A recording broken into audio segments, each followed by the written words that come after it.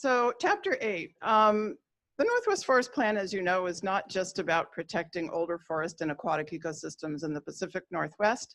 It was also about trying to figure out how we can produce a predictable and sustainable supply of timber and non-timber forest products in order to create social and economic benefits for communities. Well, this question of how federal forest management influences community socioeconomic well-being is a question that's been of interest to managers really ever since the Northwest Forest Plan was being developed, and it remains an important question today. It was of key interest to managers who submitted questions for us to address in the science synthesis. So this is really the focus of chapter 8 of the synthesis report. Let me acknowledge my co-authors on this very long chapter, both from the Pacific Northwest Research Station of the Forest Service, the University of Oregon, as well as Portland State University.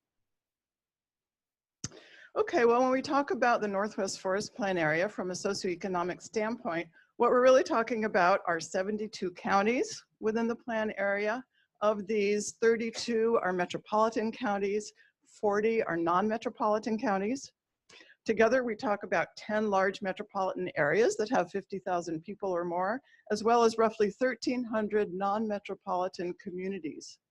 In 2012, there were roughly 12 million people in the Northwest Forest Plan area, and the plan area population has been growing since the plan was adopted. It's been growing, in fact, at a faster rate than the population of the United States as a whole. Between 2000 and 2012, I believe the plan area population grew at about 15%, grew 15%. Compared to the nation as a whole, it was 11.6%. So we're seeing our population numbers go up quickly. And in 2000, we estimated that about 20% of the plan area population lived within 5 miles of a federal forest. I'm not sure what that figure compares to today, but the bottom line is a significant percentage of the population of the plan area lives within 5 miles of a federal forest and is potentially directly affected by federal forest management. Okay, well, as Tom mentioned this morning, when the plan was being developed, what was on everybody's mind was on timber production from federal forests. That was really the name of the game for the preceding few decades. And so the key Northwest Forest Plan concern from a socioeconomic standpoint was how potential reductions in federal timber harvesting was going to affect local community economies and well-being. Particularly, how would reductions in federal timber harvesting being proposed affect forest workers who were loggers on federal lands, affect communities that were highly dependent on timber production, and also how would the plan affect payments to counties? From 25 to 50% of timber revenues generated from Forest Service and BLM lands go to local counties to support things like roads and schools.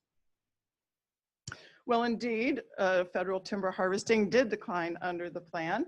If we look at trends in timber production throughout the plan area since the 1960s, really, we can see that right around 1989, 1990, there started to be a steep decline in timber production throughout the plan area.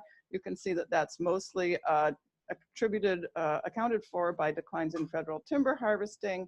So that's been a big deal. If we look at the Northwest Forest Plan itself, it did provide for a probable sale quantity of timber to be harvested from federal lands. That was set at about roughly 800 million board feet. Well, during the first decade of the plan, I think the average was around 500 million board feet. So we didn't come near to producing the amount of probable sale quantity that we thought we would under the plan.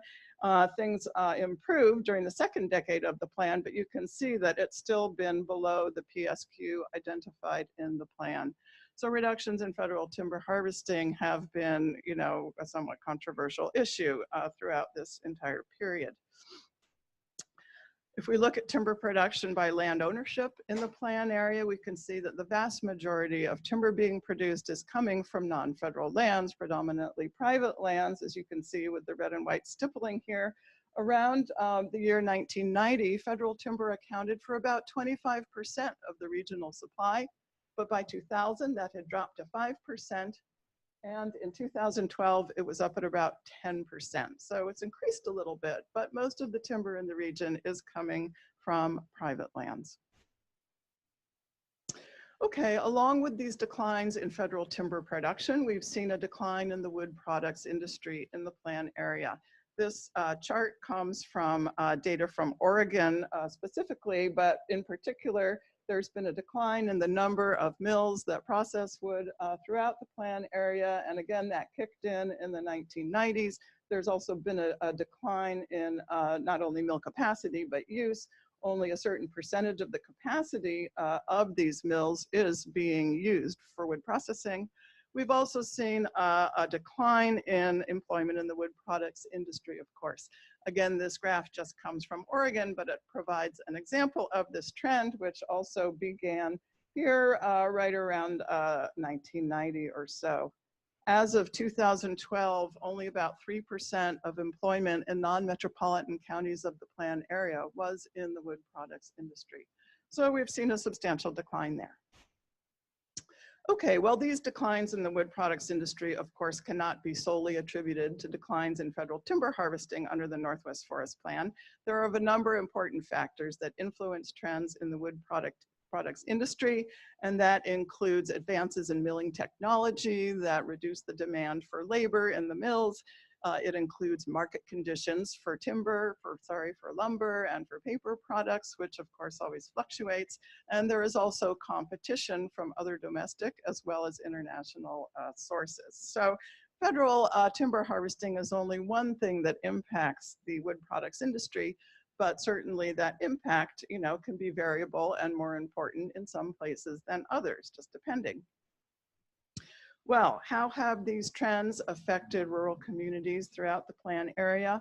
The impacts of the plan on rural communities were really highly variable, and it depended on local social and economic conditions. So, for example, how important was the wood product sector in a particular community around 1990? Some communities saw the wood products industry go away in the 80s. Some communities were never very involved at all in the wood product sector, so those communities weren't really affected. But if you were a community that was surrounded by public forest lands, and if federal timber from those forests made a major contribution to the local mill, if most of the loggers in your community were working on federal lands, then the Northwest Forest Plan certainly had a significant impact there. It also depended on how many people were employed by the agencies. Often the Forest Service and BLM are one of the best sources of quality jobs in a rural community. And as Peter mentioned this morning, we've seen major declines not only in agency budgets, but in the workforce since the plan was implemented. This has been particularly true in the case of the Forest Service. So a lot of federal employees moved away from communities because they no longer had jobs there. It also depended upon how economically diversified a local community was. If they had a lot going on in different sectors, then the decline in one sector didn't have as large of an impact as if, in compared to a community that was very much timber oriented. And then it also depended what was happening in other economic sectors of a community. For example, if you were out on the coast and the fishing industry was going down at the same time that the timber industry was going down, it really exacerbated economic trends in those communities. So again, the impacts were highly variable, and there's really this kind of, I think, points to the need to understand the different nature of community and forest connections that operate in different parts of the Northwest Forest Plan area in order to better understand how forest management policies in general will affect a community. Well, the impacts of the plan have been studied by a variety of people, and these researchers have studied the plan impacts at different scales, for example, the community scale, the county scale. They've also looked at different indicators to try and evaluate impacts, and as it turns out, you can find different answers to that question depending on what scale of analysis you're undertaking and what kinds of indicators that you're looking at. But again, it also had diverse impacts on communities. So research has found that the plan can explain both increases and decreases in population numbers in communities. It's been attributed to having both positive as well as negative economic impacts on communities. And we've seen both increases and decreases in community socioeconomic well-being around federal forests. So the impacts were variable again, but I think there's general agreement that the impacts of the plan were greatest during the first decade. The impacts were greatest in communities located closer to federal forests. The impacts were greater in communities that had a mill that closed. And the impacts were also larger at the community scale than they were at the county or at the regional scale, because county level patterns can really mask what's going on in individual communities. So I think, we try very hard to assess impacts at the community scale to the extent that that's possible, because you can miss so much if you're just trying to do a county level analysis. Well, communities have been changing since the plan was adopted, and the literature really identifies three general trajectories of change in communities. The first trajectory of change we call the amenity trajectory. That means that communities that are relatively accessible to larger populations, communities that have a high degree of natural amenities, for example, water bodies, mountain ranges, outdoor recreation experiences. These are communities that draw people in. They draw recreationists and tourists. They also draw new residents who want to retire there perhaps, or at least have a second home, or perhaps they're telecommuters that are just in search of a better quality of life. So when you draw people into your community, that stimulates business growth, which stimulates economic growth and economic development. And so this amenity trajectory is one that some communities have followed. You can probably think of examples in your mind, Hood River, up on Mount Hood, whatnot. So another trajectory of change is that communities have tried to continue pursuing new forms of production. Now, these may be communities where timber harvesting is still an important contributor to the local economy, albeit at a lower level, but they've also tried to develop new forms of production. So some examples would be sustainable agriculture. They would be businesses based on restoration byproducts, perhaps juniper flooring or small diameter wood being turned into furniture. So new businesses based on restoration byproducts, which is more and more with the emphasis of federal forest management. It can also, in some places, mean marijuana production. In Northern California, this has been a huge alternative now, with the decline of the wood products industry. Some communities have had prisons come in, so alternative industries coming in to diversify the local economy. A third trajectory of change has been that of communities in decline. These are communities where commodity production, forest, timber was very important. It's gone down. That has led to declines in population as people move out, declines in employment opportunities, and they've really never found some new alternatives. So, they've continued to have poor socioeconomic well-being. It's not to say that these communities can't potentially recover, but, there's certainly rich natural resources in these areas. There are labor, forces available, but they just haven't quite found their way yet. So it's not certainly hopeless, but some communities certainly have been declining more than others. Now, of course, you might ask, well, where are these different kinds of communities? Can we type them throughout the Northwest Forest Plan area? If we had a better sense of, community types throughout the plan area, maybe we might be able to gauge how to best manage federal forests to address the kinds of economic orientations that these communities are adopting. Unfortunately, we don't have in the existing literature the information available to type different communities. There have been some efforts to type counties, so we have recreation counties, we might have manufacturing counties. This is one of the new emphasis areas of the socioeconomic monitoring module of the Northwest Forest Plan, where we're trying to develop a better typology, albeit at the county level, that characterizes the nature of relations between communities and counties and the federal forests that are nearby. So that's work that's under development by people like Liz Grinspoon and Mark Adams in the room here. Okay, well, bottom line, conditions have been changing in communities throughout the Northwest Forest Plan area. It's really difficult to say to what degree those changes can be attributed to the Northwest Forest Plan. Certainly, there are a number of factors that influence community well-being, and federal forest management is only one of those. But it is the case that timber production certainly remains important in some places. Certainly the rise of jobs in ecosystem management, in forest restoration, and in fire suppression and fire management work has been an important change that has been brought about by shifts in federal forest management. But we also, as I think Tom and Peter have both mentioned, federal forests today are valued for multiple different kinds of benefits. And there are a variety of goods, services, and values associated with federal forests that can make an important contribution to community socioeconomic well-being. I think moving forward, as we put a high priority on carrying out restoration work on federal forest lands, it's important to understand what it takes to do that more successfully in a more financially viable way. Certainly producing a sustainable and predictable supply of timber from federal forests is an important contributor to maintaining the local infrastructure that we need in order to process wood and be able to sell restoration byproducts and so forth. Having a reliable supply of timber from private lands is important, and a reliable and accessible supply of contracting opportunities for local communities is needed if we really want to maintain that local restoration workforce and infrastructure that we need to be able to scale up our restoration work.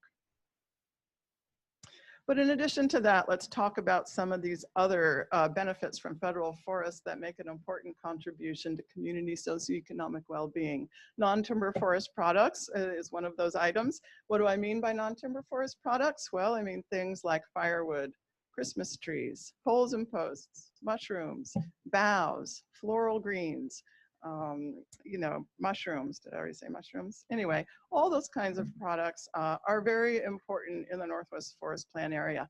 Now, it is not well documented, and there is not a lot of recent research about the role of NTFPs, particularly from federal forest lands, and their contribution to community and regional economies. Nevertheless, studies indicate that it's a multi-million-dollar industry in the Pacific Northwest. There was a study from 2007 that found that in that year, some $1.4 billion worth of NTFPs were gathered on Forest Service and BLM lands nationwide. Most of those products came from California, Oregon, and Washington. So we're really a region that leads the nation in the production of NTFPs.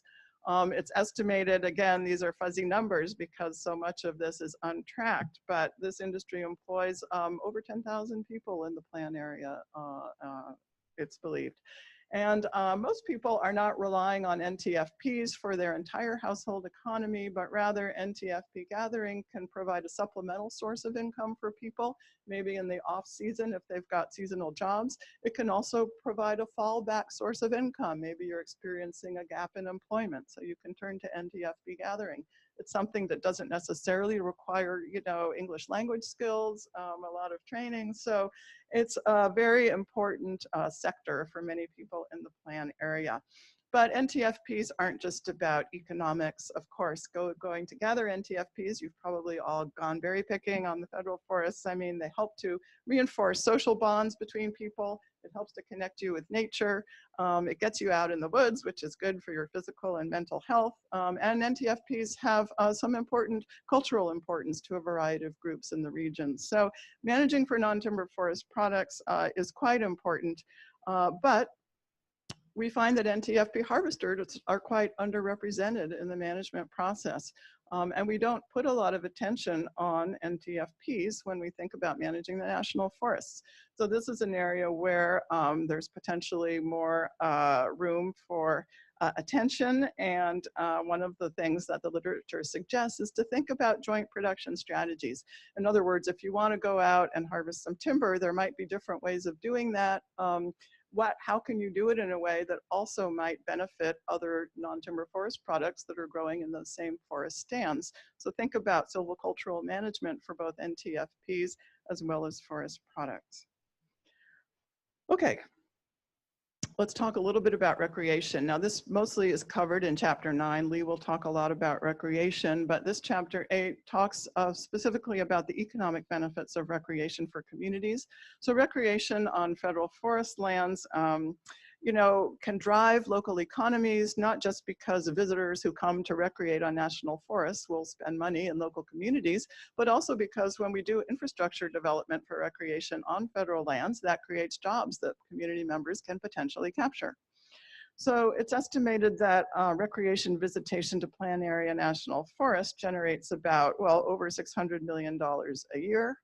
We don't have comparable data, unfortunately, for BLM lands, But we've also found that all else being equal, visitors who come and take overnight trips are likely to spend 5 to 8 times as much as visitors who come on day trips. And that includes people that are camping overnight, as well as people that might be staying in a local guest house or hotel or whatever. So when we think about how to increase the economic benefits that communities can get from recreation, we can think about how to encourage recreation developments that will get people to come and spend the night. But we can also think about encouraging recreation developments that really meet the kinds of things that people want to go, the kinds of opportunities that people want to have out on the forests, the kind of experiences that they want to have. So the more we can kind of sync our recreation planning with what it is the public wants, then the more we are likely to increase visitation as well as encourage local community benefit. Well, it's important to say a word about private forest lands. I think, again, both Tom and Peter mentioned that, we're moving much more towards landscape scale forest management. The planning rule emphasizes that. So that means we have to talk about what's going on private forest lands within the Northwest Forest Plan area. If you look at these charts, you'll see that about 2/3 of the private forest land in Oregon and Washington within the plan area, 2/3 of the private land is forest land. And those private forests contribute a lot of the same goods and services and values that our federal forests produce. But there are trends happening on private forest lands that will perhaps change the game a little bit in terms of what's, those goods, services, and values that they are producing. For example, we see that private forest land is being converted to low density as well as urban development. We've seen continuing expansion of the wildland urban interface. We've seen that a lot of private forest industry land in particular is being bought up by timberland investment management organizations and real estate investment trusts. These are entities that keep forest land for investment purposes. So it's really unclear what the implications are for how they're going to be managed in the future. And the ways that private forest land is changing is going to affect our ability to meet the goals of the Northwest Forest Plan on federal land, because it has implications for habitat, for disturbances, for all of these kinds of things. So keeping an eye on trends in the private forest sector is important as we think about planning for landscape scale management.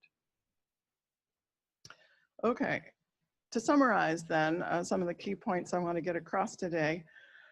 Rural communities aren't all alike. They're not. And so that means that federal forest management is going to affect different communities differently. And so it's important, again, to understand the nature of those connections between communities and forests at the local scale so that we can try and harmonize management with what's going to benefit local communities. Communities have changed over time. The Northwest Forest Plan is only one thing that has influenced the ways in which communities have been changing. But it's clear that the more diverse local community economies are, the more resilient they are to impacts on an individual economic sector, such as the wood product sector. So the more that I think we can support diverse economic opportunities in local communities, the more we can make those communities resilient to unforeseen changes that are coming in the future.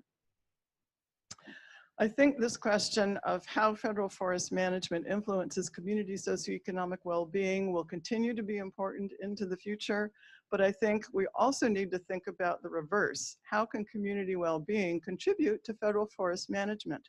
As we've looked at these trends in terms of reductions in forest budgets, in terms of reductions in the workforce, we've really lost our capacity to manage federal lands at the same time that we are hoping to sort of scale up a lot of the things we do, like restoration. So where is that capacity going to come from? Well, a lot of it's been coming from local community-based organizations that have been partnering with local national forests or BLM units and partnering with them to try and help fill some of those gaps in capacity that the agencies now face. So I think to the extent that we can manage federal forests to contribute to community socioeconomic well-being, we can benefit more from that as time goes on, from how those communities can then turn around and have the capacity to support federal forest management in return.